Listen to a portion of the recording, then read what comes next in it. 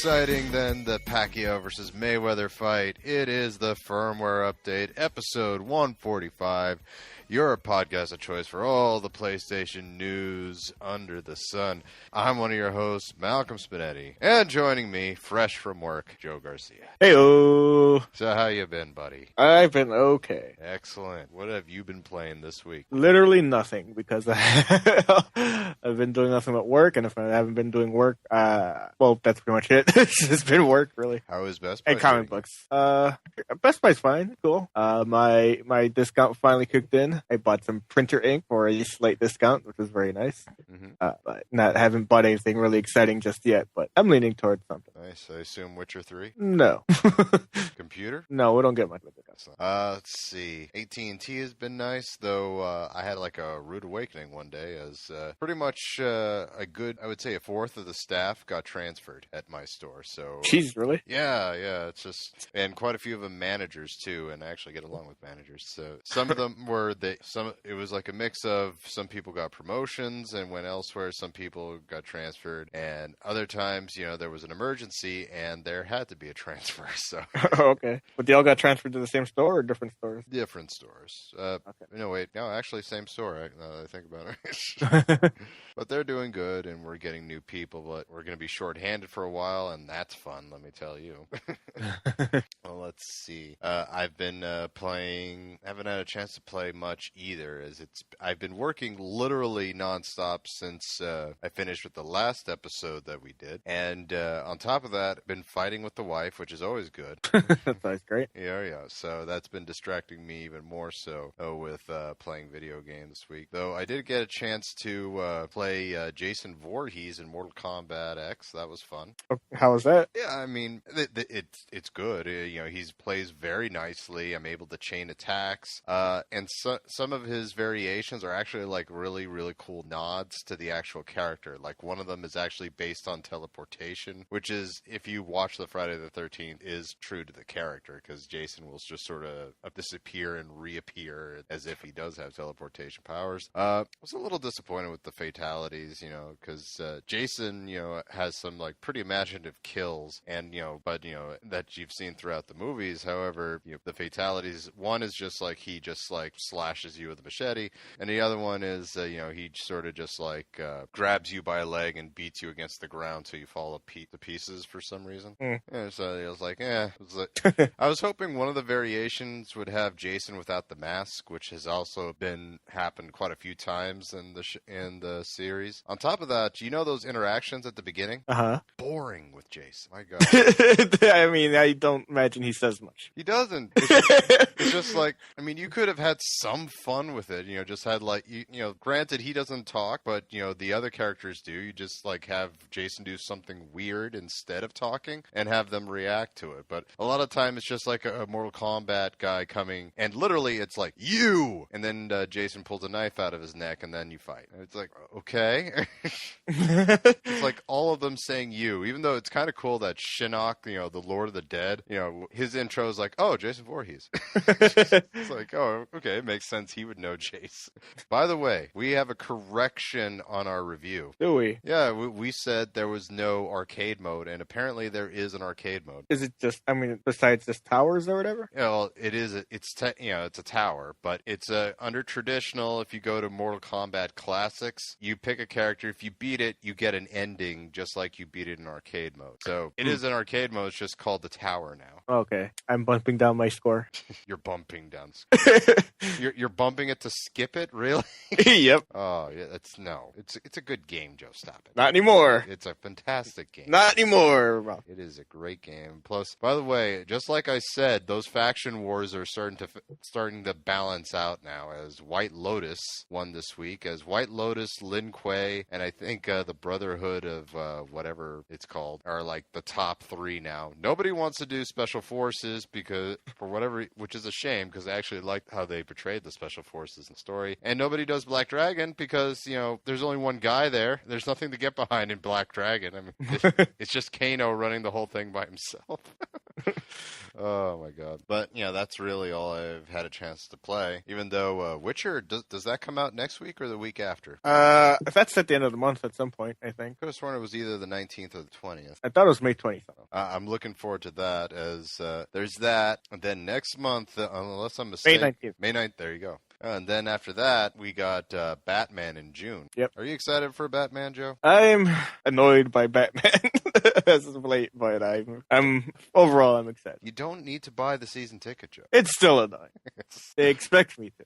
I don't care for this. I love that there's a season pass, as if like there's going to be a season 2 of Batman Arkham Knight or something. Yeah, I never understood that. Like, there are like very few games have ever actually done a season 2, quote unquote, of content. Like the Killer Instinct reboot on Xbox One has a season 2 that's currently ongoing, but besides that, I can't think of anything. I think Borderlands 2 did a second set of DLC after, right. I think. But anyway, do you have any Batman Arkham City news, by the way? I have 3 pieces of news on that. All right, so I'll save the further conversations for it there. But I saw a trailer today which shows the voices of Batman, and he of course shows was it Bruce Timm, or what's the name of the guy who's like the voice of Batman? Oh, big Batman fan over here, Malcolm Spinetti. Hey, I said Bruce Timm. Bruce Timm?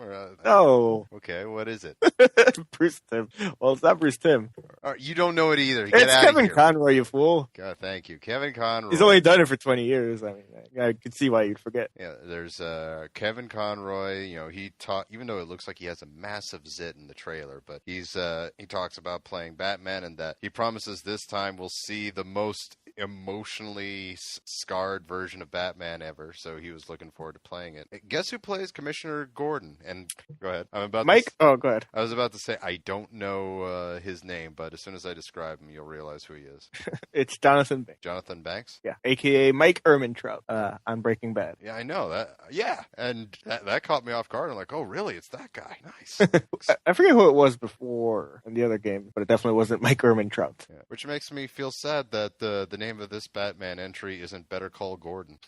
Well, see, but no, because he's not Saul. He doesn't play Saul. Your joke doesn't make sense. I disapprove. He's in the show, Joe. He's in the I veto show. your joke. I veto your joke. I'm going to keep the joke. In fact, you can put him in the mech suit and it'd make even more sense. The bunny-eared Batman that's going to be taking over. Oh, my God. And, of course, the guy playing Scarecrow, whose last name is Noble, I'm just going to call Jamie Noble for the hell of it. But anyway, this English dude who's playing him, and he gives away a part that's going to be in the video game, which is great. I'll tell you what it is. It doesn't ruin anything. There's going to be a part where Scarecrow drives a Batman. Whoa! I know, because they asked him at one point in the interview, why did you want to play Scarecrow? And his response, get ready for this, because he was hoping there would be a part where the Scarecrow drives the Batmobile, and he's like, I can't promise you it's going to happen, but it would be cool, wouldn't it? Dude, you gave it away, man. You're just as bad as that collector's statue that came out a while ago. Jesus. Oh, man. So I'm still looking for it. The game looks fantastic. The story's going to be great, even though I'm not thrilled about the DLC either, Joe. Let's see. I still haven't seen Avengers, which is frustrating, but like I said, I'm fighting with my wife and we need to see it together. I did see Kingsman, so yeah, timely on your part there. I mean, we only came out 8 months ago? 3, but thanks for playing. For those can't wait to talk about Avengers sometime in July. We'll talk about it. Don't worry. Besides, the fact that I haven't seen it yet actually works in our favor, because when I do see it, we can talk about it without having to wait like X amount of days for spoilers or what have you. You go ahead and tell yourself that. By the way, Kingsman, for those of you who haven't seen it, which is Joe, people seen it. It got a sequel. You don't get the call for a sequel if nobody saw your movie. I don't know if you know how Hollywood works, especially from Disney of all sorts. But I got to tell you, surprisingly graphic, surprisingly heavy-duty movie. Really good if you get a chance to see it, which for me was done illegally, but still. Wow. Yeah. So you may as well not have watched it. I've watched it. Joe, it's like in limbo right now. It's not in theaters. It's not on DVD or Blu-ray, so this is the only means I have to see. So you stole it? No, I'm gonna buy it. Sure you are. I didn't steal it. I don't have possession of it. It's not on a DVD. Did you pay for your viewing of it? If you count my cell phone bill, yeah. No, you did not. I pay for it, man. You're a dirty thief who can't watch movies on time. I can watch it just fine. And Avengers not going anywhere, so I have plenty of time to see it. Just watch it today. I need to get to the theater. And plus, we're recording 2 podcasts today. I don't know if you know. Besides, I can't see it at that illegal site because they only have it in 240p, and I can't watch Avengers 2 like that. Well, if you're watching on your phone... Ultron's going to look disgusting, Joe. If you're watching on your phone like a dirty pirate, then what do you care? I'll have you know that I put it up on Chromecast on my TV, so because that's how you roll. Pretty soon, Joe, people aren't going to have consoles or what have you. They're just going to take what they have on their phone and put it up on their TV. Yep. It's amazing. The thing, it feels like just yesterday I was collecting tapes. Okay. All right, folks. We have an anthill of news, folks, as we got a news-tastic episode today. So let's jump right into it. Let's head to the news.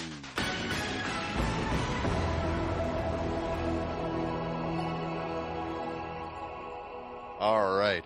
So we're going to actually take a separation of the norm here, folks, because usually this is where I say, all right, Joe, and Joe starts reading off on the various news that hit this week, but I'm going to intro the first news story. Okay. All right. And would have liked to have known about this beforehand, but okay. Hey, Joe. This is how talk radio works. It's live. Only recorded. Live to tape.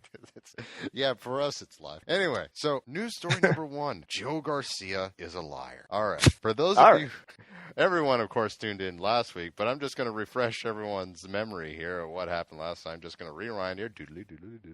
Right. Yeah, Joe Garcia here. For those of you who downloaded PT but don't have it on your PS4s, don't worry. You'll be able to re-download it. Because, Konami, they're a bunch of assholes, sure, but hey, they have souls. They're not going to do something weird like not allow you to download it. That is a direct quote from last week's episode. And we take it to this week, where I'm sure this was probably one of your little things right here this week, right, Joe? I mean, you want me to just forward you the news so you can just step on all of it? Or? No, this is the first one. I need to do it for at least a second time before you can play that joke, Joe. I'm going to veto that joke right there. So, all Joe bashing aside, yes, Konami has, for whatever the reason, you can't re-download it. So, thankfully, I downloaded PT on both of my PS4s here, because, never underestimate Konami's ability to be a jerk. But yeah, you can't re-download it. What the fuck, Joe? What the fuck is this? Don't look at me. I don't even know why you're calling me a liar. Like, I'm the one. You said I would be able to re-download it. Well, thankfully, I took the precaution of putting it on both consoles. Well, I mean, let me do you one better, because not only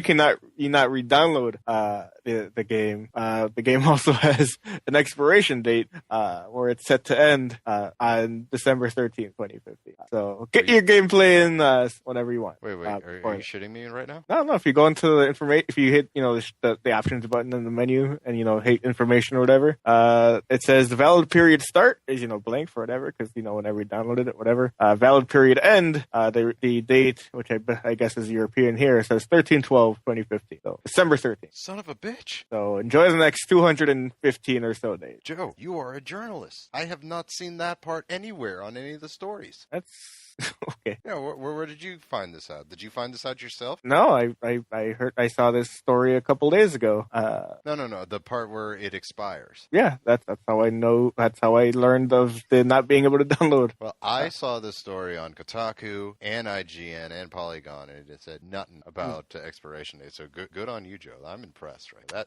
This is why I call you a liar when you say we're not journalists right here. We're not, because I didn't. This is exactly what I mean. For Christ's sake, CNN is getting stories off Reddit. I think we're fine. Freaking A. But, so Joe, you're not shocked at all, I take. No. Well, I mean, when the game's already canceled, and I'm sure that Norman Reedus' likeness is licensed, there's no reason to continue paying him for that. I'm still cancel game. Folks, if you want to hear me go off on this, I invite you to check out last week's episode for the rant in its entirety. But this pisses me off because, like I said, PT is just amazingly awesome. Joe, I'm guessing, hasn't played it yet. Of course. God forbid. But, folks, if you downloaded it, play it, enjoy it, don't be stupid. Don't go to eBay and try to buy a PS4 that has PT on it and then spend $1,000 on it and then realize realize, oh, you can't play the demo. Because I just sold my PS4 with the 20th anniversary one with PT on it. Oh my God, Joe. And get like $4 billion. Dude, check this. See if there's anything like that on eBay. You'd make me that's a fortune right there. You'd be able to get at least $5,000. Is that enough for you, brother? No. 5,000. That's crazy. A 20th anniversary edition PS4 with PT. That's crazy. Oh my gosh, but yeah, this sucks. Konami, you suck. Even though you make a good card game, and apparently a really good gym too. But you don't know what you're doing with consoles. So, you have anything else to say on this, Joe? No. Alrighty, moving on. All right. Next up is that Sony. Well, we're talking about E3 2015 coming up in a few weeks, but we're moving forward a little further in this news, where Sony apparently is going to skip their Gamescom press conference this year. Instead focusing on Paris Games Week, which is sometime in October. In the statement to GameSpot, the PlayStation 4 platform holder said it will instead be hosting an international media briefing at Paris Games Week in October, allowing it time to hold off its big news announcements for later in the year. They said, quote, "We're delighted to announce that we will be hosting an international media briefing at Paris Games Week on 27th of October. With the changes this year of E3 taking place a week later and Gamescom taking place earlier, we feel that both PlayStation and the wider industry would benefit from a major news milestone later in the year during the most important period for gaming." Let's see. They said, quote, "We are excited about our plans and look forward to sharing some exciting announcements. We'll share more information closer to the time." There you go. So for me, this is a bummer, as I got to be frank. My favorite shows are the game conference episodes, as we get to do play-by-play just like it was a WWE pay-per-view. This is literally as close as I'm probably ever going to come to reviewing a wrestling pay-per-view, Joe. In that it's not wrestling, it's not a pay-per-view, and it's a completely different genre. But still, I think we do good work on those episodes. So yeah, this will be the first time Gamescom, I guess. Well, we'll still report on it because they're probably going to announce something, right? Well, I mean, yeah, they're still going to have like a booth there. So. They're not going to be absent from Gamescom. It'll be just Shuhei on a single booth. Ask about Sony, 5 cents on it. He'll be passing out flyers to people. Hey, try our console. 22 million of your friends already have it.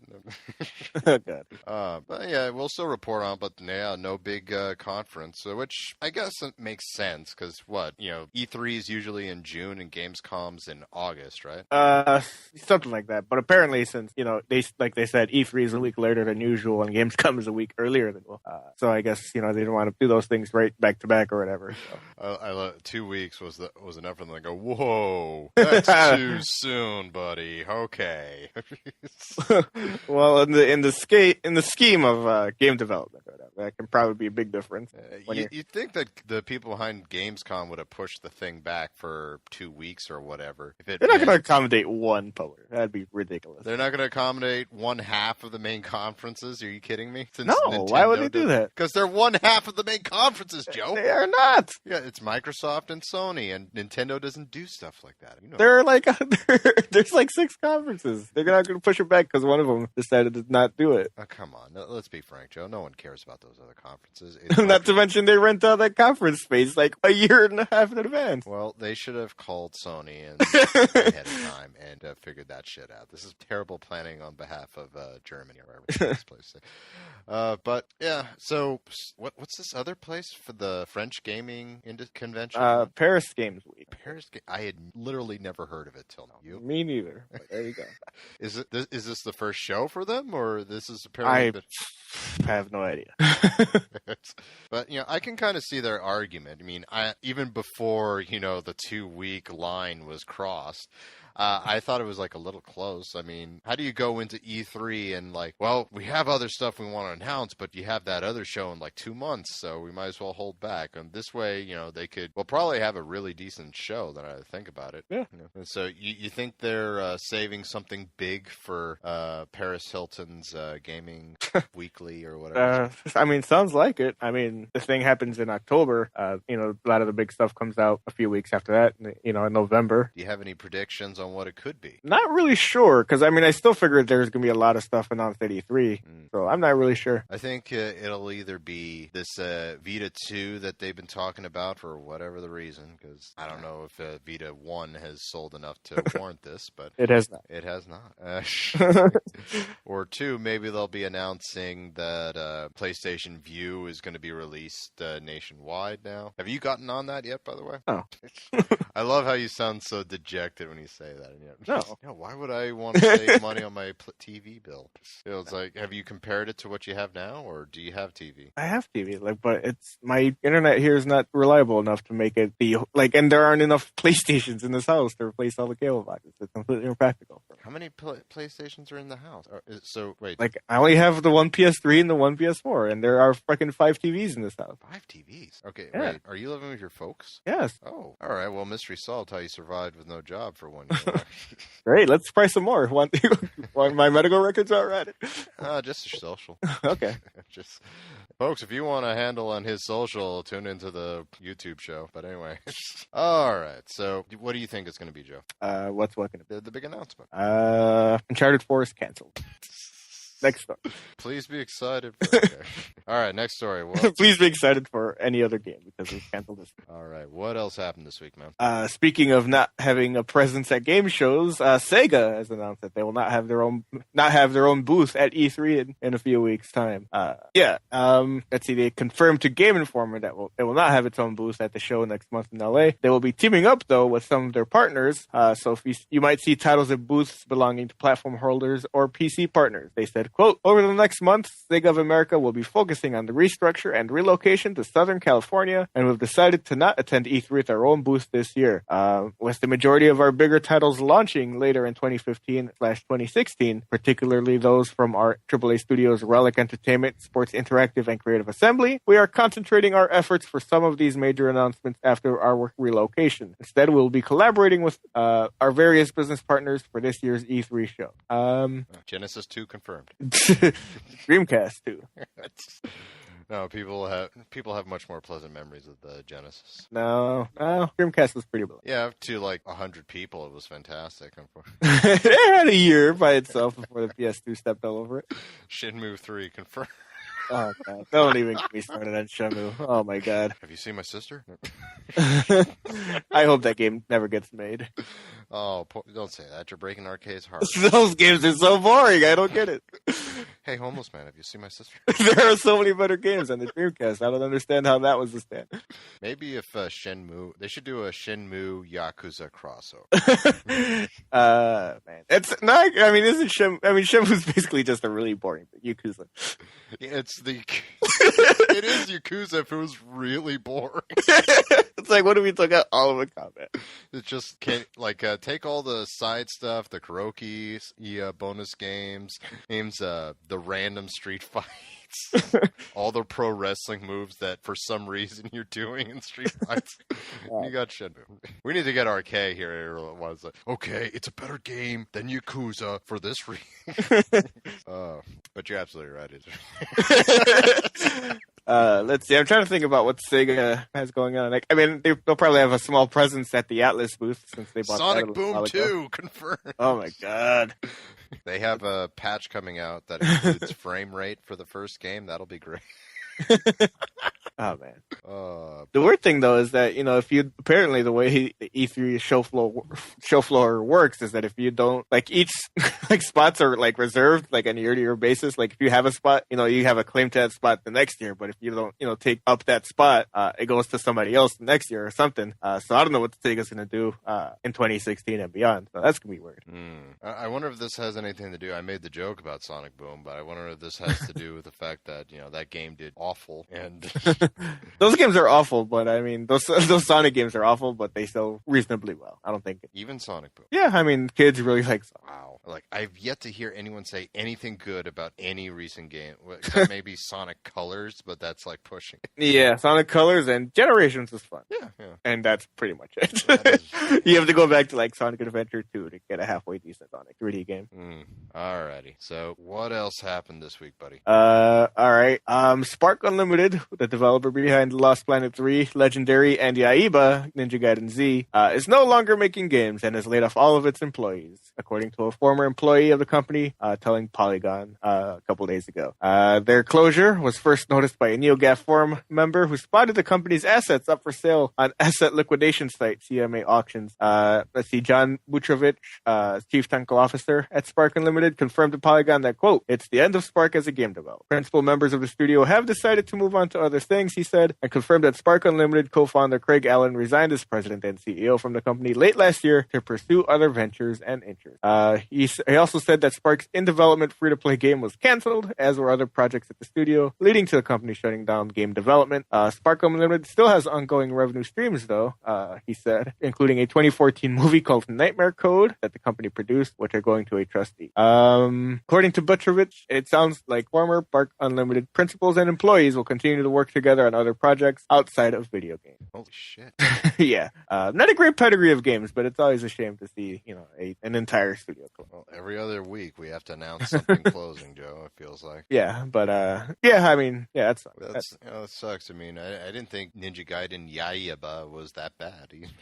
You were literally the only person to think that, because that game got shit on mercilessly when it released. Well, I didn't actually play it, Joe. I just thought, okay, Cyborg Ninja, okay.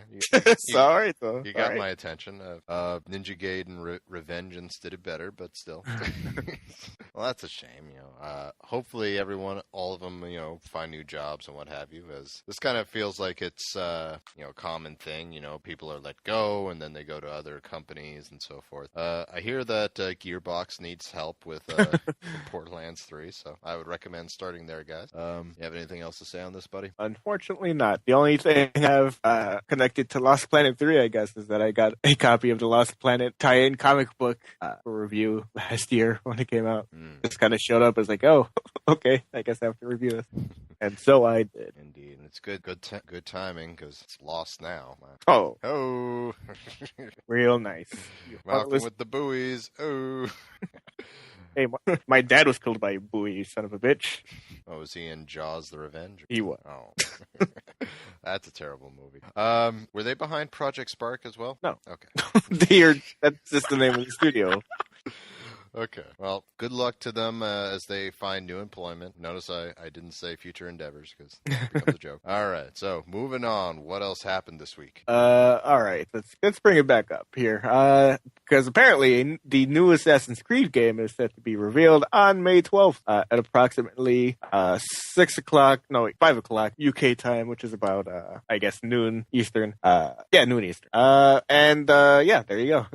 the game. Yay. We already know what the game is because there was a leak back in December which leaked that the new game would be called Assassin's Creed Victory and is set in Victorian England. The confirmation came after a leak of a screenshot and video assets that were also confirmed to be authentic by Ubisoft. I remember, Ubisoft confirmed that the leak was authentic. Like, yes, those are like reluctantly kind of like defeatedly going like, yeah, that's the new game. It's called that. God damn it. So look forward to Assassin's Creed Victory being officially blown out and revealed next week. Okay, so I'm trying to figure out the how they go about these games, because first game was meh, but then the second game was all right. The second game was all right, more so in the good area, but then the fourth game was meh. Then came Assassin's Creed 3, which was blah.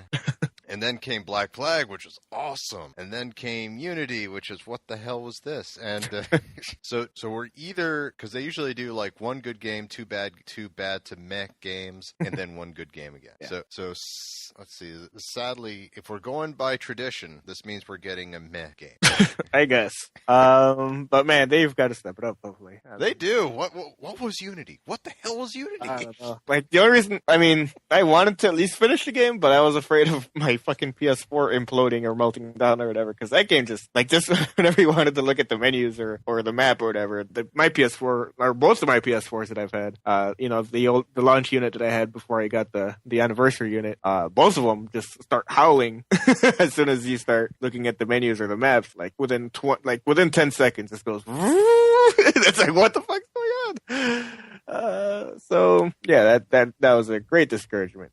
Just a technical blunder all around. That was the game that broke the streak for me. That was when Unity came out. I was short on money, so I couldn't get it at first, and then I heard what everyone was saying, and I was like, you know what? I really don't need to find out what happened. Don't you, Malcolm? Yeah. I will say one thing. I'm surprised that you remember what was that game that released on PS3?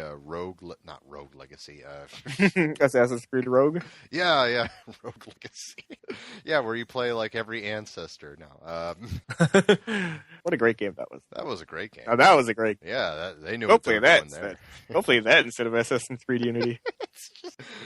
Oh God! But yeah, I was, we were joking, they're just going to release Rogue on PS4, re-release it on PS4, but they haven't. Yeah, I mean they probably still. Yeah, but I'm shocked, especially after all the negative press that Unity got. But Rogue actually got pretty favorable reviews. I guess, but at the same time, I don't think those reviews were like super glowing either. Like it wasn't like, holy shit, this is what Assassin's Creed should be, man. Well, no, that was Black Flag. I mean. It wasn't like this revelatory thing. It's like, yeah, this is a better game than Unity, but still not really anything special. Yeah, Assassin's Creed kind of lost me when their story just got so weird. To a point where it's even harder to follow Assassin's Creed right now than it was to follow Metal Gear in my like. At least like, okay, this is happening and that's happening. All right, it's like, okay, but now we're like in this weird part where the main character's dead but the story's just still going. I mean, I don't know, man. Yeah, it's weird. Plus, it's been a while since I've seen an assassin that I actually felt was the good guy.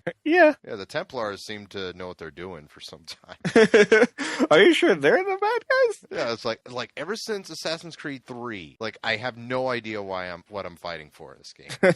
Oh boy. But anyway, be excited for victory, folks. That's coming up soon. All right, what else happened this week, man? Let's see. Here's some even more exciting news: is that EA during their financial stuff that it's finance time. Yay. Quarterly stuff happened. They did fine, but one of the bigger takeaways from that quarterly financial report is that they listed some of their games, for the upcoming year, I guess, for the fiscal year of 2016, I guess you can call it, and that ends on March 31st, 2016. And they listed Mirror's Edge, the new Mirror's Edge, for release sometime between January and March 2016, which is nice. Yeah, like it's literally the only game that's not like an EA Sports game or Need for Speed. Like there are 3 unique games out of like the 10 that they listed here that aren't annual. Like it's Mirror's Edge, it's Plants vs. Zombies, which is getting apparently another console game. Apparently tied to what's it called? The Quest for More Money?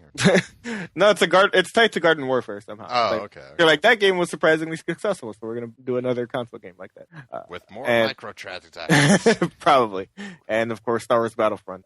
Okay. In November, and then Mirror's Edge, man. And less than a year away, apparently. Folks, if you were one of those people that have been begging for Mirror's Edge 2, buy it, please. Otherwise, you're never going to see this game. All right. Or a sequel for this game again. As much as people love that first game, people forget it didn't sell well. It did not. That's the thing about being a cult classic. Usually, that's a nice way of saying you didn't sell as much upon release. Like a few people really cared. Emphasis on a few people. Kind of like Fight, but anyway. All right, you're excited for Mirror's Edge 2, I take it? Yes, I am. Awesome. Anything else to say on it, or no? Because I mean, as excited as I am, they still haven't showed anything of that game except for like 2 pieces of a concept art when they revealed that they were in fact making that game. They're like, yeah, we're making that game. Here's Space hanging out on the roof, and that's all. So until we see some more, it's hard to get too excited. Fair enough. All right, what's the next story? Let's see. I guess still also on that quarterly investor call from EA, and speaking of Star Wars Battlefront, apparently they're hoping to sell between 9 and 10 million copies of that later this year, which is a lot. I think there's a good chance of it. Yeah, I mean, this is kind of taking the place of their Battlefield game this year. I mean, they delayed last year's Battlefield game, which was Hardline, into March this year, and I guess this would take the Battlefield spot, I guess, because it's even dicey. Battlefield spot, folks. I mean, Battlefield sells a ton. Apparently, according to their financial report, their other, as it says here, well, I'll just read this quote here. We certainly hope that we can leverage a lot of the hype. We're thinking about Battlefront's sales projections as two bookends. One bookend is the historical Battlefront, which did roughly 9 million units, the old Battlefront games way back. The other bookend is our first-person shooter franchise Battlefield, which typically does around 15 million units. So apparently, it says we've put in there roughly 9 to 10 million units for the title, which we believe is the upside if things go well. It is Gen 4 only and PC, so that needs to be factored into people. So apparently, that's them being conservative with their sales now, because it's not releasing on PS3 and 360 like Battlefield has in recent years. So let's see. Last time I checked, there was what did they say? A 13 million Xbox One users, or was it? I mean, it's probably closer to like 15 or something by now. Yeah, so 15 there, 22 on PS4. It's doable. Yeah, for sure. And on top of that, they're releasing at a very, very great time. Yeah, they literally couldn't be better. It's like, what, 2 or 3 weeks before the new movie? Yeah, when the excitement's at its apex, and they're like, oh, I need something Star Wars to get ready. Oh, right. Yeah. I'm just... Yeah, and especially with, like, the first bit of free DLC coming out. Still, like, after release, but still before the movie, which apparently is, like, a battle that bridges the two movies. Or that bridges episode 6 and 7, apparently. So there you go, man. So, like, literally all the things are in line for this to be a gigantic sales success. I love that all the cheesers for the new movie, the more I watch, the less I know what's going on in this I like that there's the one black guy that showed up as a stormtrooper or whatever in the very first trailer. But he shows up, in all the trailers basically. But he's always super tired, like he just ran 5 straight miles sprinting. Like he's always exasperated. It's kind of funny. He's never not sweating, and he's always just like sitting down or like super tired, like breathing heavily. See, what I like to do is I pretend that he realizes that he thinks that he's in a horror movie and he's trying to get out of it so he doesn't die. That's why he's always sweating. I will not be another dead black guy. No. Hey, good on him if that's the case. Imagine you go see Star Wars and that actually is why he's sweating. It's like, we're in a horror movie. Like, the fuck? Oh my. I have a good feeling about this movie. I think JJ is gonna knock it out of the park. Yeah, I mean, I saw that last trailer, in front of the Avengers, and it looks pretty good. Yeah, and Disney knows what they're doing with movies, man. I mean, yeah. You say what you will about Disney, you can't take that away from them. It's like rare that I go to a Disney movie and like, oh well, that was a piece of shit. And you're like, no, that never happens. And of course, they did the right thing by just making sure that George Lucas is as far away from the movie creatively as possible. Get him the fuck out. Get out. Get out. Don't. What are you looking at, George? Get out of here. It's like, I can't tell you how happy I was when I saw JJ on set. And set, when I say set, I don't mean a giant green room. I mean, there was actually practical effects and actual ships built and him interacting with it. I'm like, oh, God. And he was actually holding that weird droid that's just basically a unicycle. And I was like, oh, God bless you, JJ. You know where it's at. Yeah. But yeah, I think 9 million is very attainable for this game. So yeah. All right. What's the next story?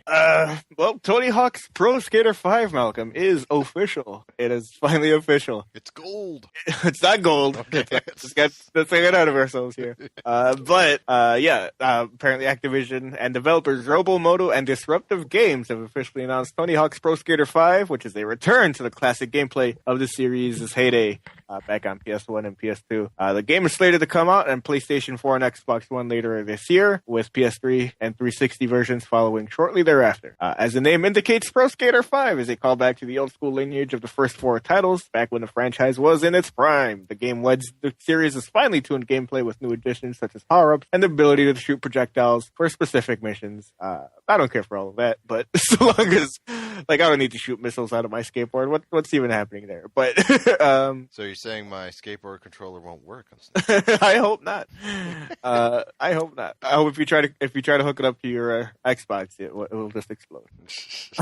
It's like, what are you doing? But let's see. It features a new set of levels packed with objectives and missions you can complete solo or with friends via online co-op and competitive play. Whether you just want to have a session with friends or strangers, or want to level up your character online and then take them offline, the game's online flow is seamless. You can create skate parks that can be shared with the world as well. And of course, as far as skaters go, of course, the game brings back Tony Hawk, and he's joined by some of the series' familiar faces, as well as a new generation of skaters influenced by the original titles. Skaters include Nigel Houston, Aaron Hamoki, Ishad Wair, Riley Hawk, his son, I guess, Lizzie Armanto, Chris Cole, David Gonzalez, Leticia Buffoni, and Andrew Reynolds. I literally know nobody on there except. Well, I wouldn't expect them to put. I mean, obviously for the sake of the title, you put Tony Hawk in there, but you wouldn't expect them to still put in Rodney Mullen. I was hoping you would say the BAM's in there or something. Does he even still skateboard? He's BAM. I mean, I would assume. Professionally, I mean, I'm sure he still skateboards like at his house or whatever. I'm sure he's got a skate park back there. But he has an empty pool that he skates around in. But does he do it professionally anymore? I don't know. I didn't even know he did it professionally. I thought they just got him for like name value or whatever. No, like he was a skateboarder before he was an MTV personality. But yeah, I mean that's kind of what's always been the crux of the roster, I guess, is that it's always been Tony Hawk, the most famous skateboarder of all time, I guess, and then the contemporaries of the day. How did he get so famous? Was it just the video game, really, or 900, man, the first person to do it? Oh, okay. Not a small deal. And the fact that he was like skateboarding as like an 8-year-old or whatever. He did the 900 when he was 80 years old. No, I'm saying he started skateboarding when he was a kid, and then he was very good at it from pretty much right off the bat. Oh, nice. Does he still skateboard professionally, or is he just that? I'm not sure, but I know he's got a very successful line of skateboards and skate shoes, and then of course just the clout of being Tony Hawk. I'm sure that goes a long way. Yeah, like is he like Hulk Hogan to WWE now, where he just shows up and says, "Oh, let me tell you something, brother. These skateboards today." but a less embarrassing version of that. Oh gosh! All right, well, you got to be super stoked, right? I am pretty stoked. Tony Hawk's Pro Skater HD on PS3 was not quite what I'd hoped it would be. Like the physics were it was nice to see all those levels in HD, but something about the physics was quite right. And obviously that's a big nose game. Hopefully they can get closer to what made those games special.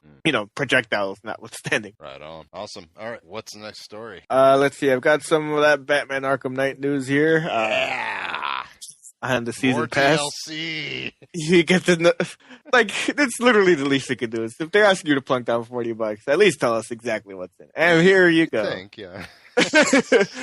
That's literally 2/3 of the price of the game. What are you doing? All right, so some of the story DLC. The story DLC, or rather the big story DLC, because I think there's other smaller story DLC, but the big thing here is a chapter called Batgirl, A Matter of Family, which is an all-new prequel story expansion in an entirely new location where you play as Batgirl for the very first time in the Arkham series. And there's an image of Batgirl as well. She looks properly Arkham'd up. Arkham. You know what I mean with the crazy armor. She has mech armor too. she's got the armor that you know what I mean. They also had her voice actress on there too on that trailer I was talking right. about. Well, technically it's the Oracle's voice actrors. Yeah. But it's a different one for Batgirl for whatever reason. No.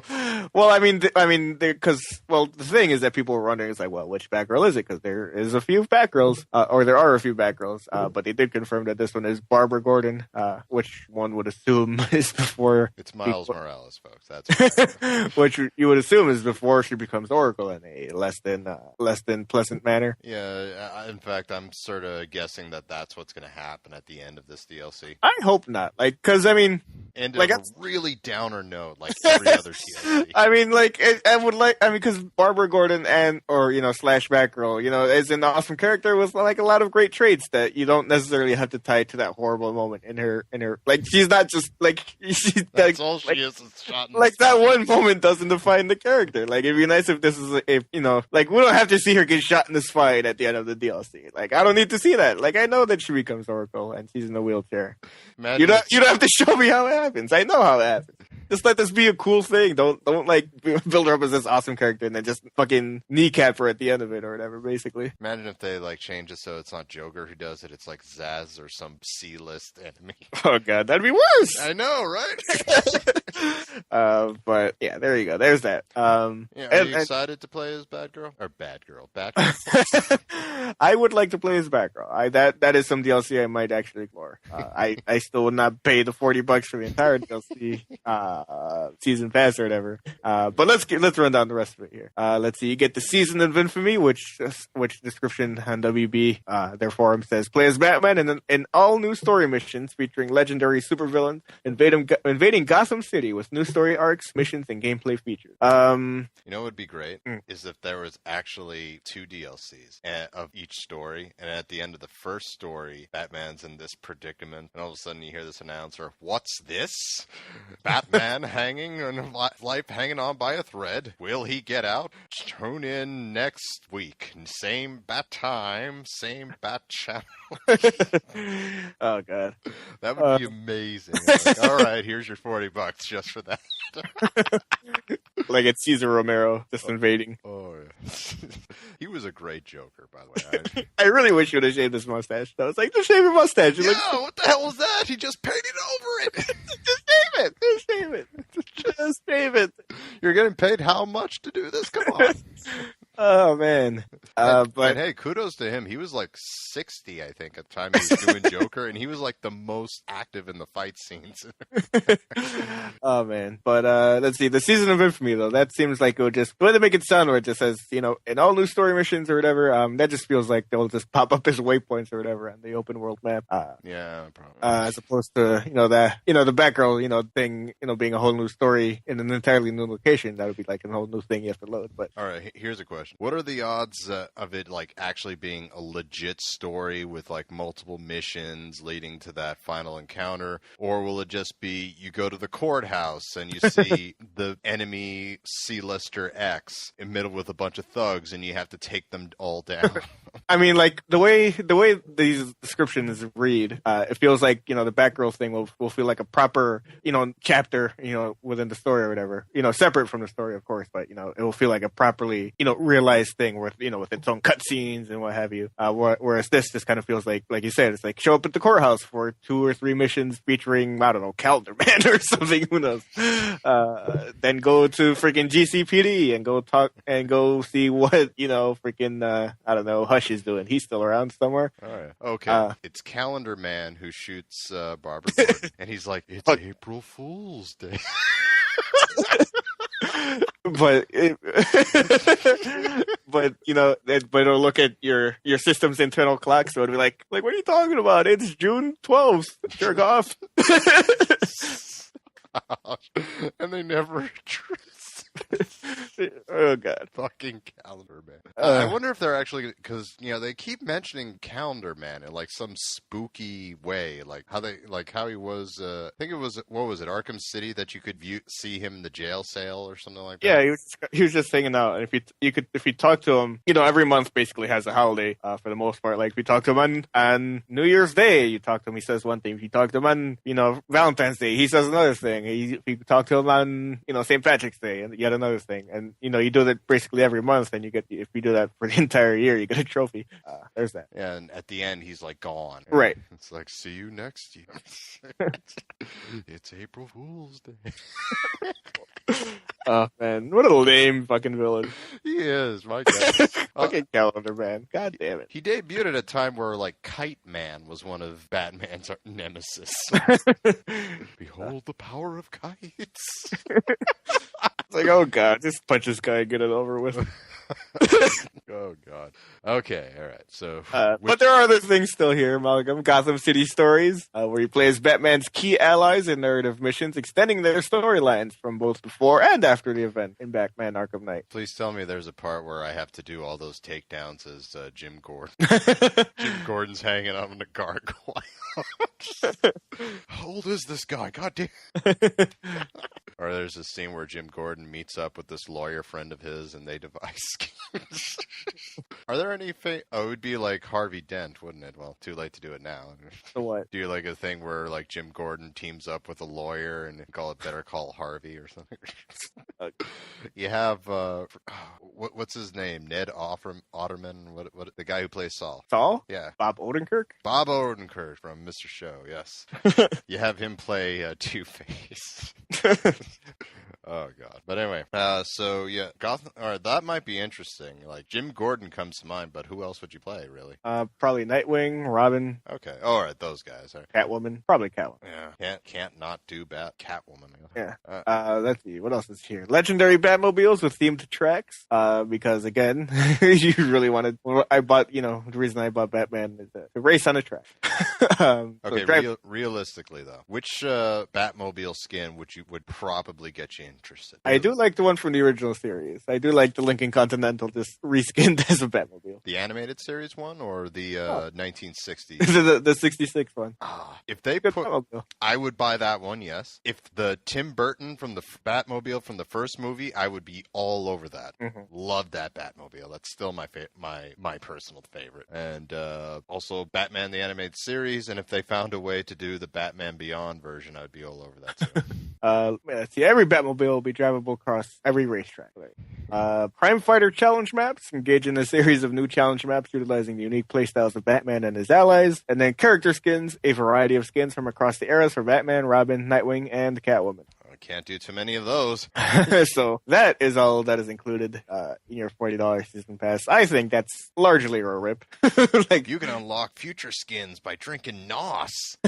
You remember that from the last game? Like no joke, you had to you drink NOS, you check under the bottle cap, and there would be like a code. You'd enter that on a website, and you can use that to unlock skins from the Batman game. I don't remember that. I do. That's how I got Batman Beyond. Okay. I was specifically, all right, where do they sell NOS? But yeah. I mean, the challenge stuff and the story stuff seems okay, but everything else, I don't care. If I could pay $20 for all the story stuff, but that I might. But for now, I think I'll just buy the Batgirl DLC and then wait and see on everything else. Very good. I agree.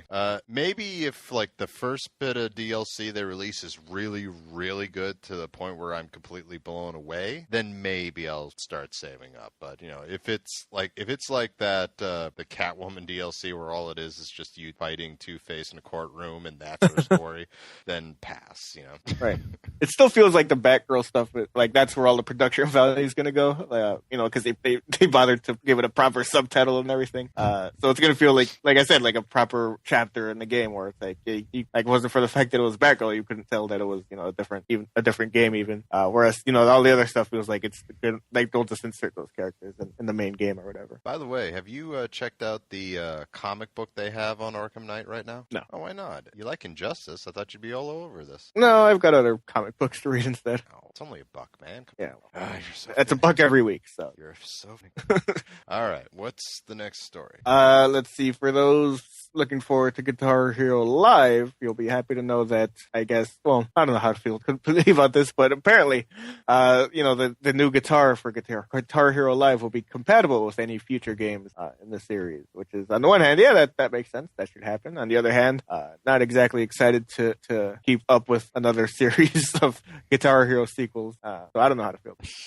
On the one hand, yeah, of course it should be forward compatible. On the other, I think that Rock Band is just taking the better approach where they have no plans for a sequel. They'll just keep updating Rock Band 4 for as long as they need to. Well, okay, it's Activision. There's no way they're not going to do this annually if it makes sense. I know, but man. And I won't argue with you. Rock Band seems the better way to go, but at the same time, I don't know if my apartment is kind of small. I don't know if I could handle drum sets. Rock Band 4 is currently on IGN first this month. So, and the first thing is okay, here's the guitar, and here are the drums, and yada yada. Uh-huh. It just takes up a bit of space. That's all. Well, the practical thing to do would be to move to a larger space. Oh, okay. What's the holdup?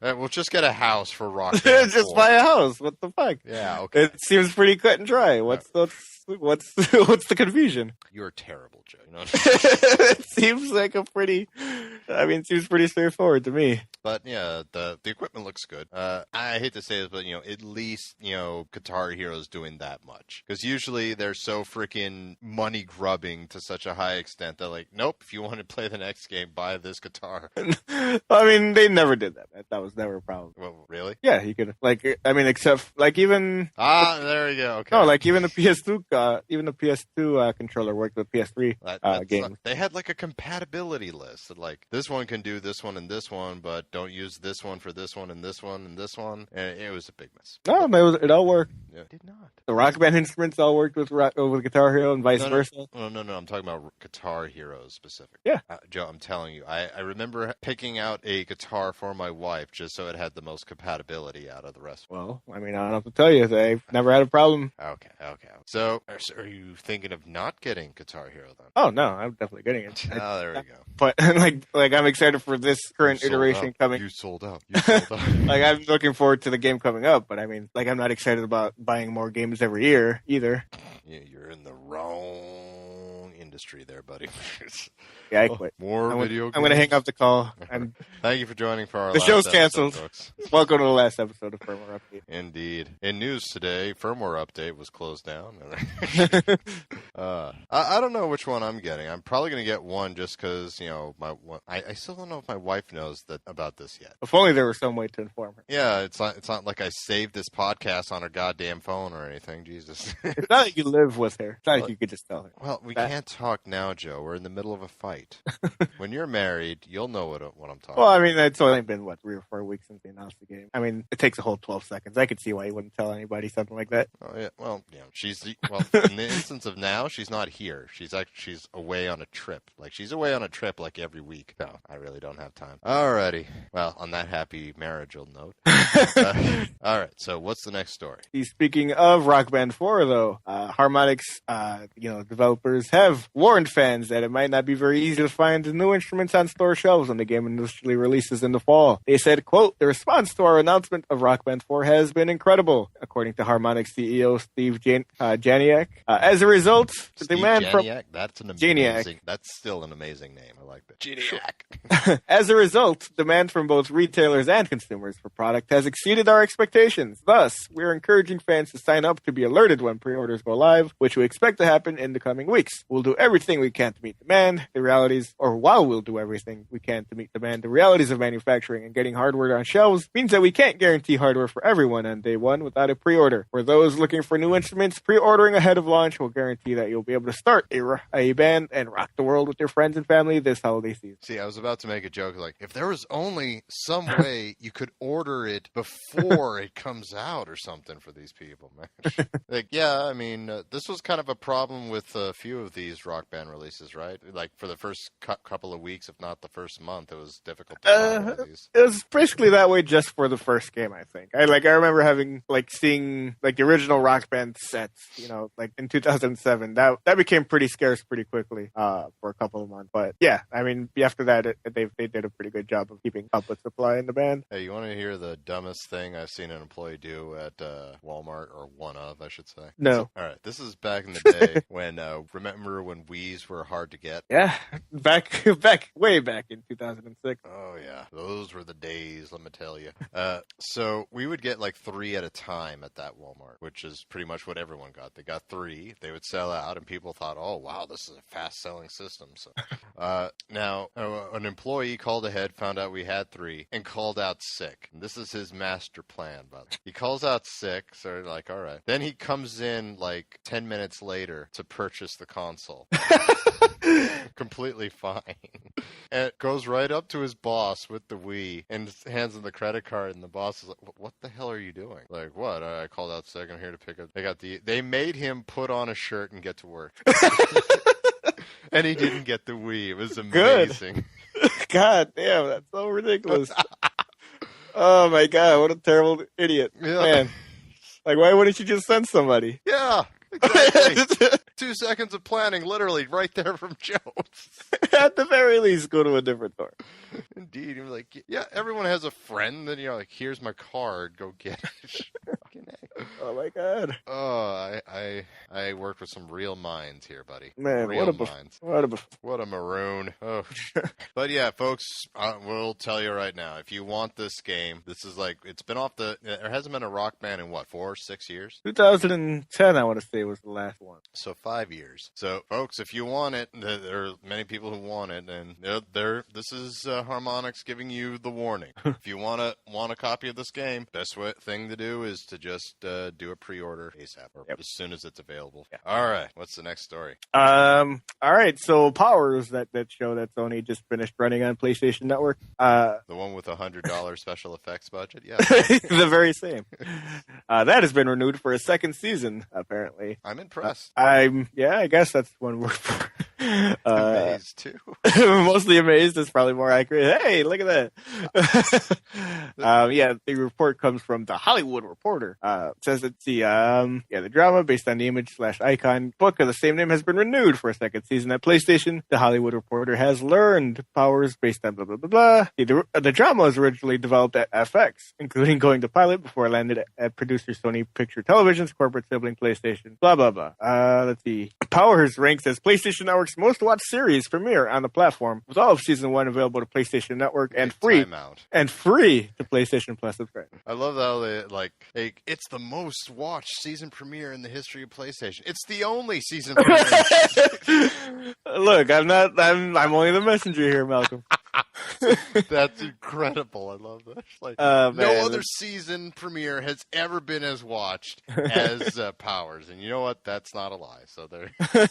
Let's see. I have a quote here, Malcolm. Okay. It says, "The reception of Powers has been incredible, and we are thrilled to have successfully launched a platform for original content with a PlayStation gamer in mind," said John Kohler, VP Platforms Marketing at Sony Computer Entertainment America. He continued saying, quote, "We believe original content will continue to be a key pillar as we broaden the value proposition for PlayStation Plus, and we're excited for what's to come with season 2 of Power." On the positive side, people watched it. We cracked jokes and what have you, but apparently enough people watched it that it made sense for them to make a new season. So kudos for them. Who knows? Maybe PlayStation becomes another Netflix for new content. In time. I'm not. I wouldn't count. Especially if they continue giving shows what appears to be a shoestring budget. The whole season is up now. Have you finished watching it at all? Have you cared to finish watching it? I haven't seen past the first episode. I haven't seen past the last. I haven't watched the last 5 or 6. Oh boy! And I was like, that'll do. Especially when you compare it with other stuff like Daredevil. Oh my God, Daredevil's so good. It is so good. Oh man, and Marvel stuff. Compared to Daredevil, it looks like I made Powers. It does. And there are just better, more compelling comic book shows right now. Besides Daredevil, Agents of S.H.I.E.L.D. has been pretty strong. I've really enjoyed. And by the way, you remember not this past episode, but the previous episode where Skye had that amazing gunfight/fight scene, and no one talked about it afterwards. She did a 2-minute fight scene with no cuts. It was it was really cool. Yeah, nobody gave 2 shits. It's like, seriously, this guy's turning into a real interesting character. There's actual growth, and I'm invested in this character, and no one cares. Fucking it. It's the Agent Carter was real good. Gotham, I don't think is a great show, but it's definitely better than Powers. I don't know.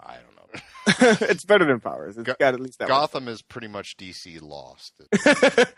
Gotham, what it has going for it is that the guy playing, Jim Gordon is real good. That's what actually keeps me watching it. And I really like Jim Gordon. I would say Flash isn't that bad. I haven't watched the Flash, but people really like. And same goes for Arrow. Yeah, Arrow's great. Flash, they just had Grodd on for the first time, so that's interesting. Yeah, I really want to see that, but I think it's still on Hulu. The only thing that sucks about those shows, or rather, the Flash is that, only the last few are on Hulu. So I think it's like the 16th episode in, but you can only watch the last few, which sucks. Yeah, it's weird because they may as well be. Once again, it feels like Smallville in that it's a high school drama around this character, and even though none of them are actually in high school, they all act like they're in fucking high school. That's like the big negative for me. It's like you got this love triangle. It's like just like I will give them credit where it's due. I mean, they didn't drag out this whole will he, won't he admit his feelings thing. No, he admits it. Like in like the halfway point of the first season. So kudos to them for not stretching that bullshit out. Hey, baby. And I actually really like the guy that plays Captain Frost. Captain Cold. Captain Cold, thank you. I was seeing yeah, Twisted. Yeah, Captain Cold is actually a real badass in this one. I enjoyed him quite a bit. And I saw the episode where essentially him and the Flash, like Captain Cold finds out his secret identity, and they have like this like summit, for lack of a better term, and they basically work it out. Like, okay, if you don't like put me away, I won't reveal your secret identity. And he's like, well, you can't kill people. You're good enough that you don't have to kill people. He's like, yeah, you're right. I don't have to.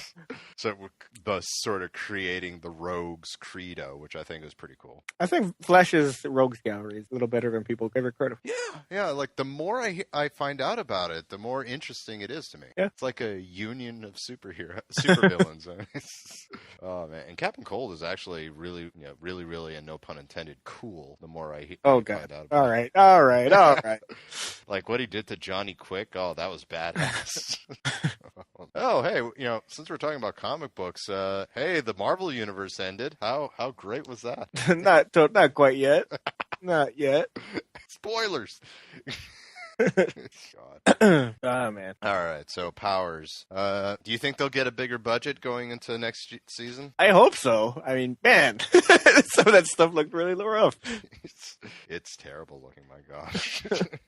Oh, man. Like, if anyone has ever seen the Mystery Science Theater movie Puma Man, sometimes How They Fly kind of reminds me of that, personally. All right, so hopefully Powers 2, Electric Boogaloo, is going to be much better going forward. And, maybe I'll go back and watch it all. Maybe some hungover day. I'll binge watch the last few episodes I haven't watched. Yeah. Hey, what's the next Marvel series coming to Netflix? Is it Iron Fist or is it Luke Cage? I think it's Luke Cage. Okay. Actually, it might be Jessica, a.k.a. Jessica Jones. All right, I'm willing to give that a shot. I know nothing about Jessica Jones, so hey. Neither do I, but I hear she's great. Yeah, and I didn't know anything about Guardians of the Galaxy and look how that turned out. I love that movie is awesome. Me too. It's so good. Oh god, was not ready for how good that was. Like, I'm not going to pretend that I'm like a long in the tooth freaking Guardians of the Galaxy fan, but when I saw that it was announced, I was like, I just started reading the comics. I was like, holy shit, this is going to be amazing. And the more you saw of it, it's like, yep, this movie's going to rule all kinds of ass, and it did. Oh, and you know what was? I was listening to another podcast, and this guy was like mouthing off at Guardians of the Galaxy for whatever the reason. And you know what was the stupidest complaint I heard him say about Guardians of the Galaxy? What? He was going off on Groot, saying that how he was saying "I am Groot" all the time was a ripoff of Pokemon. Sure, buddy, sure. Yeah, and for those of you who don't know why that is, I want to specify that Groot was created in 1965 while Pokemon came out in 92.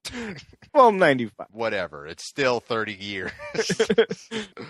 Oh my god! Oh, so good. Yeah, at work we have a DirecTV TV tuner there to show customers, and we'll like DVR movies to watch during our shifts when there's nothing going on. Currently, I have the DVR set for Guardians of the Galaxy, Avengers, and Iron Man 3. Okay. So that I'll have those ready to go at any time. I'm really stoked. I'm making my work environment into my environment, Joe. It's gonna be great. All right, what's the next story?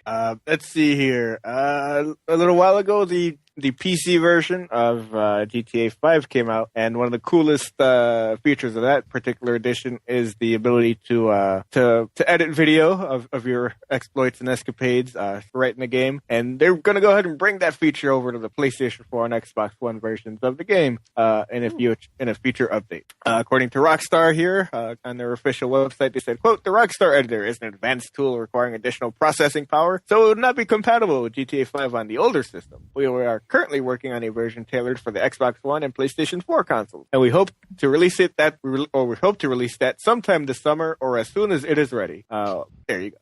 We hope to release it as soon as it is ready. You're like, well, why wouldn't you then? I know. Yeah, it's like, okay. All right, it's ready. All right, well, let's hold off for a month. Why? or conversely, all right, let's ship it. We just started development. Nope, we're shipping it. Oh, the game still has glitches. All right, well, let's sell the pay-for version and we'll not release the free version. What? Little Drive Club joke for you there. All right. Very timely. Mm-hmm. Hey, it's never too late to make fun of Drive Club joke. Not on this show. So, are you excited about this? Well, I still haven't really. You haven't opened the box yet, have you? I played like an hour of it. I was like, yeah, and this was like 3 months ago. I really want to get back into it at some point. I have other things in my backlog. Yeah, I just never got into the first one. Like, I was really pumped before it came out, as been documented on this show. And I popped it in, and I was like, yeah, and it lost my interest in like a week. And it's like, yeah, I mean, I still rock my my Los Santos hat that came with my collector's edition. Oh, nice. I mean, it's impressive. Just like the sheer size of that city, and it's like it's a living, breathing city where shit's going on all the time. I mean, it's incredible. I mean, like, people not gonna like, oh, they're graphically not that. Dude, it's a living city. Come on, literally the biggest sandbox in the history of ever. Like, there are actual mysteries that people are still working on uncovering. You know, like that whole UFO thing that's going on. Oh yeah, yeah. Like the people are convinced there's a way to get in the spaceship and fly. Like, probably is. And it's spooky as heck too. Like that. I was watching that video of the guy scubaing underneath the water, and he finds the spaceship under there, and it's just so quiet, and I was like, oh, something's gonna jump out. God damn, just like PT. But anyway, and that it's gonna be gone forever. Yeah, December 13th. Never forget. But you have anything else to say on Grand Theft Auto 5? I do not. All right, moving on. If you still got a PlayStation 3 and you use it to play your PlayStation Now games, if you stream on PlayStation Now via your PlayStation 3, you'll be able to know that subscriptions will finally be coming to the PS3 later this May. So you'll now be able to play a huge library of more than 100 hit PS3 games on PS4 and PS3, as well as select Sony Blu-ray players and TVs, all for one monthly price. Look out for PlayStation Now subscriptions on May 12th. And if you haven't tried PlayStation Now yet, this is the perfect time to start your free 7-day trial, says the PlayStation blog post. There you go. I guess that wasn't a thing.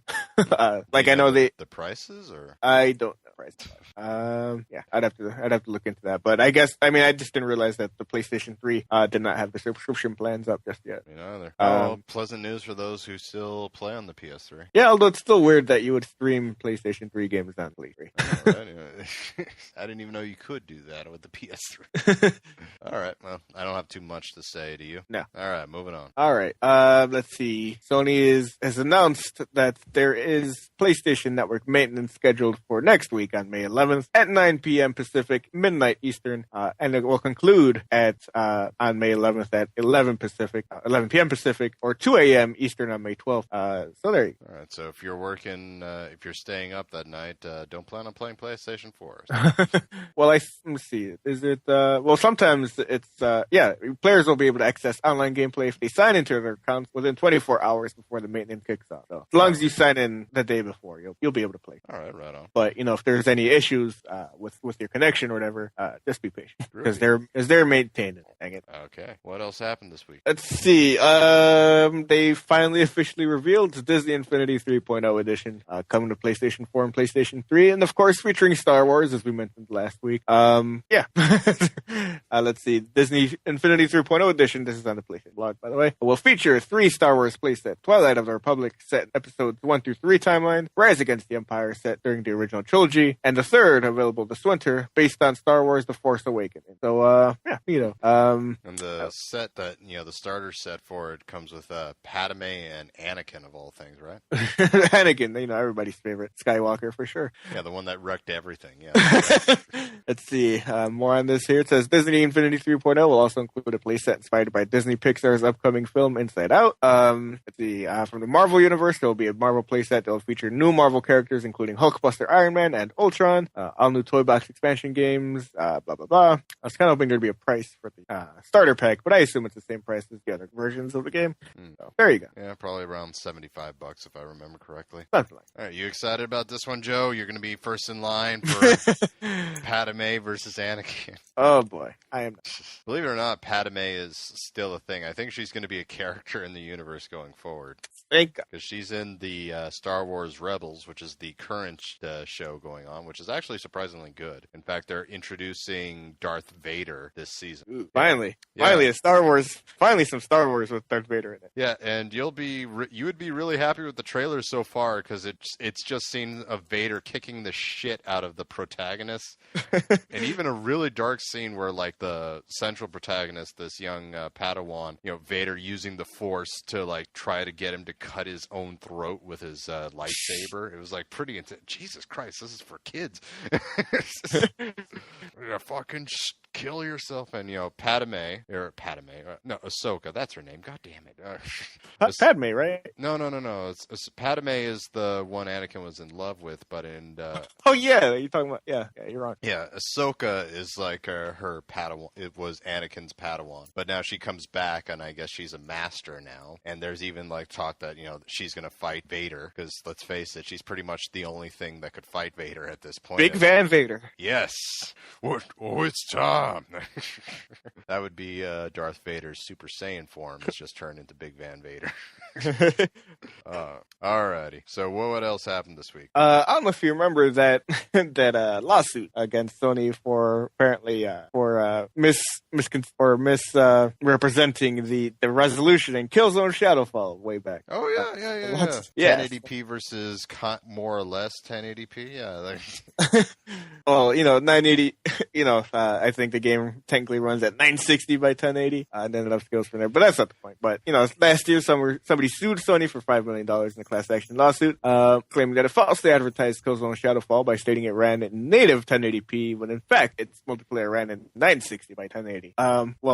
Although the case proceeded to go to court, it has recently been dismissed. According to Courthouse News, District Judge Edward Chen, quote, signed a joint stipulation that dismisses lead plaintiff Douglas Lador's lawsuit with prejudice. Apparently, the stipulation noted that, quote, each party will bear its own costs, though the exact terms of the settlement were never publicly disclosed. As such, folks who purchase Killzone Shadowfall will not receive any kickbacks over this mild marketing blunder. Imagine that. The judge just looked it over and was like, oh, this is stupid. It's like, don't be fucking ridiculous. Case closed. It's like Get out. 960, you're bitching about fucking get Like, the just fuck take- out of my courtroom. Like, just take it back to the store like a normal person. Like, the difference is what, 120? All right, here's $120. Get the fuck out. How do you feel about this decision, Joe? I think it's fine. Yeah, who cares? Like, obviously, Sony should be held accountable for any sort of false advertisement they do for any of their products. But, suing in a class action lawsuit for a few lines of resolution is probably an overreaction to something like that. Yeah, I mean, Like, Sony, just take it back to the store and get your refund. It's fine. Get your $60 back, not $5 million. That's ridiculous. Don't do that. yeah, it's ridiculous. It's not necessary. It's freaking A. Like, say what you will about Killzone Shadowfall, and we did, but I didn't have an issue with the momentary non-1080p. Right. So it's fine. And, kudos to the judge for throwing this garbage out. All right, next story. All right. Remember Payday 2 Crime Wave Edition, the PlayStation 4 version of the super fun co-op bank robbing game? Do I? Well, we got a release date for that now. Oh, That is finally coming out on June 16th. nice. Yeah, it's this version comes with the content updates and DLC that have been added along the way since the game's original release. This includes Clover, which is the fifth heister, the big bank heist mission, the dentist contact, which is voiced by another Breaking Bad star, Giancarlo Esposito, aka I'm blanking on his character's name now. Oh, God. Gus Spring. Oh, okay. The Butcher Contact, voiced by Lost Mira Furlan. I don't actually know the actor's name in Lost, so I don't know who exactly that is. And more weapons. So you get all that stuff with this remastered version of the game. And if you pre-order the game, you'll also get a bunch of other stuff as well, Cool. cosmetic stuff. So there you go. A cool game. You should check it out if you haven't already. Awesome. It's a really fun co-op. Indeed. All right, what's the next story? We got a bunch of release dates here. Bloody hell. Well, not You said well, this go- was a short news day, and it's going on for an hour here. Well, I mean, you decided to go off on PT and then Assassin's Creed and a whole bunch of. We did not talk about BT that long. Come on. Oh, sure you did. Sure you didn't. All right, fine. What other, we did. I did not. I mean, you said we only had like 6 stories, so I felt the need to embellish. I didn't put a number on it. I just said there wasn't as much as the other time. Okay, small news week means 24. Okay, I got it. All right, so what's coming out? Nom Nom Galaxy is coming out on PlayStation 4 next week on May 12th. Nom Nom Galaxy is the latest game by Q Games, aka the developers behind the popular Pixel Junk series. Interestingly, this game actually came out on PC a little while ago. When they announced this game, people had assumed it was coming out on PlayStation platforms, but that was not announced initially. And there was no word on a PlayStation version at all until right now when they said, hey, it's coming out on PS4 next week. But there you go. Malcolm, where are you? I'm back. Okay, for some reason, it wouldn't unmute the mic for some reason. Real nice. Yeah, nom. That's good. All right. Good. Moving on. Tron is a game also coming out on May 12th on PlayStation 4. That is coming from Brazilian indie developer Swordtail. According to the PlayStation blog post, you are Moonchild, destined to climb the tower known as Torin on a hauntingly solitary adventure to find your purpose.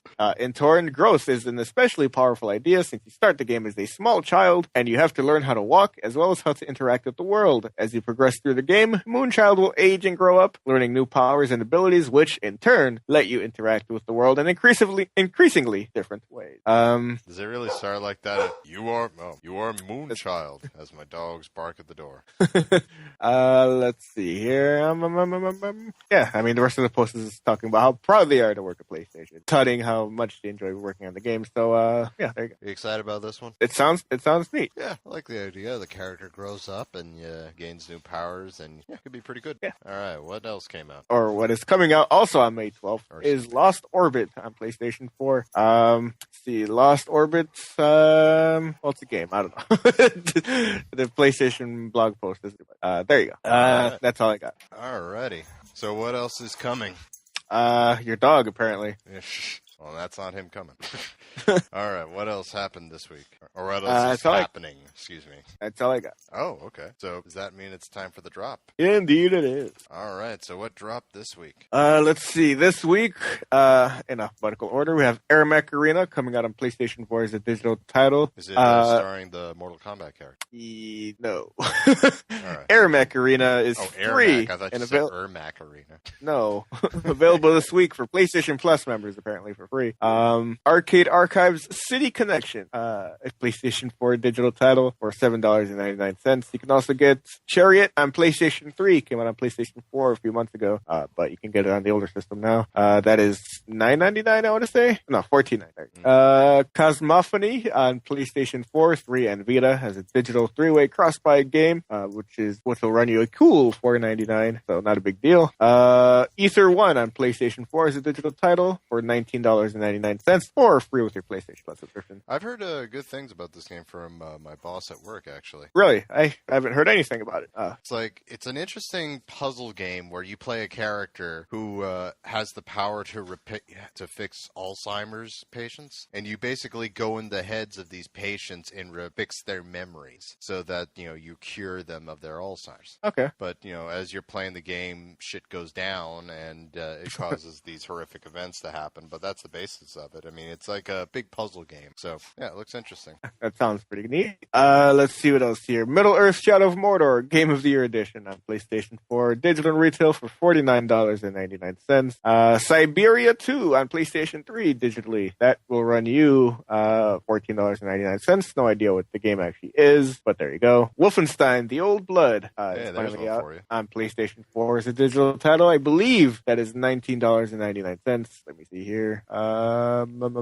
Yes, $19.99 on PlayStation 4. Not on PlayStation 3 apparently. Even though the new order came out on PlayStation 3 as well. You said you don't need the game to play this, or you do not. Oh. What you do need though is about 36 gigs on your hard drive, because apparently it's a pretty big thing. Sure, it's not a sequel.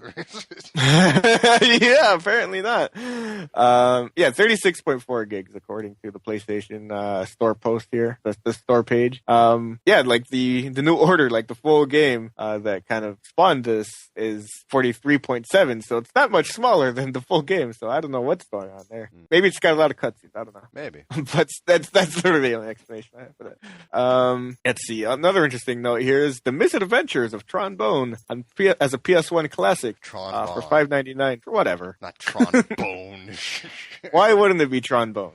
I've played Mega Man Legends, and they pronounce it Bond. Well, that's ridiculous. It should be Tron Bone. That'd be much funnier. Yeah, that makes perfect sense. Trombone, yeah.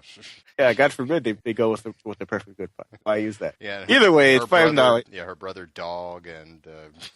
Anyway, it's up for $5.99, which is a steep discount from the $250 you usually find the game for on eBay. So there you go. Yeah, that game was selling for ridiculous amounts actually on eBay. So yeah, so good on Capcom for putting that up there. Yeah, which is a rare sentence.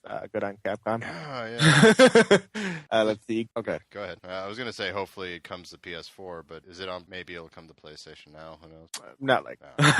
I mean, weren't they supposed to put PS1 games on PS Now? Eventually. Wasn't that the plan? They have a few on there, don't they? I think it's still just PS3 games. I think like in time the whole library will be up there, but we'll see. Hopefully those subscription prices are better than I remember them, because I remember it being a big turnoff. All right, what's the next drop? Let's see. We've got pre-orders for Destiny House of Wolves, which is the second expansion for Destiny. $20 on PS3 or 4. Or free for us. Oh, God. You can also get Magicka 2 for PS4, $14.99. $17 or $19.99 if you want to get the special edition, which I assume includes DLC of some sort. Let's see, there are some sales here. You can get Grim Fandango Remastered for $10.49 as a cross-buy PS4 Vita game.